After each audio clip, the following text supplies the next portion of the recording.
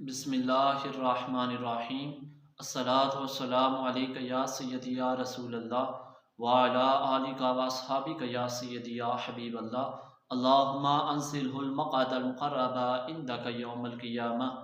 جب قطب الدین بختیار کاکی رحمۃ اللہ علیہ کا وصال ہوا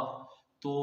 جہاں جہاں تک خبر پہنچی وہاں سے لوگ آنے شروع ہو گئے اور ان کا جنازہ ایک میدان میں رکھ دیا گیا تو لوگوں کا جمع غفیر حاضر ہو گیا اور جہاں تک نظر جاتی لوگ نظر آتے، بے شمار لوگ ان کے جنازے میں شریک ہوئے۔ تو جب جنازہ پڑھانے کا وقت ہوا تو ایک بندہ آگے آیا اور اس نے کہا کہ جب آپ رحمت اللہ علیہ زندہ تھے تو انہوں نے مجھے وصیت کی تھی کہ جو بندہ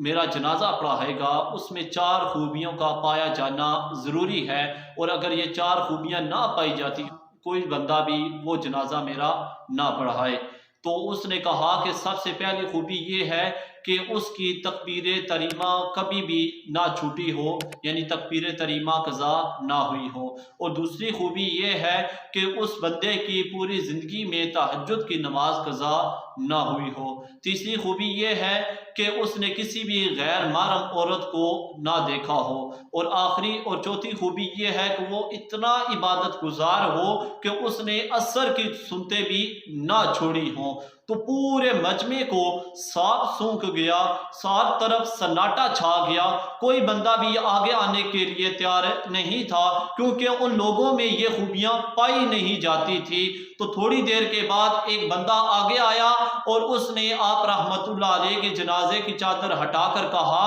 کہ اے قطب الدین بختیار کاکی رحمت اللہ علیہ، خود تو فوت ہو گئے لیکن مجھے رسوا کر دیا، یعنی میرا راز زمانے پر کھول دیا۔ تو اس کے بعد اس بندے نے لوگوں کی طرف متوجہ ہو کر اللہ تعالیٰ کو حاضر و ناظر جان کر اور اللہ تعالیٰ کو حاضر و ناظر مان کر قسم اٹھائی کہ میں اللہ تعالیٰ کی قسم اٹھا کر کہتا ہوں کہ یہ 4 خوبیاں میرے اندر پائی جاتی ہیں۔ تو جب لوگوں نے اس شخص کے چہرے کی طرف دیکھا تو وہ وقت کا بادشاہ حضرت شمس الدین التمش تھا، اور لوگ متجسس ہوئے، تجسس کے ساتھ دیکھنے لگے۔ تو پھر اس نے کہا کہ میں وقت کا بادشاہ ہوں لیکن میرے اندر یہ 4 خوبیاں پائی جاتی ہیں۔ تو اس کے بعد انہوں نے حضرت قطب الدین بختیار کاکی رحمت اللہ علیہ کا جنازہ پڑھایا۔ تو اگر اس جگہ پر دیکھا جائے تو بادشاہ یہ 4 کام کر سکتا ہے، تو اتنی مصروفیت کی حالت میں بادشاہ یہ 4 کام کر سکتا ہے،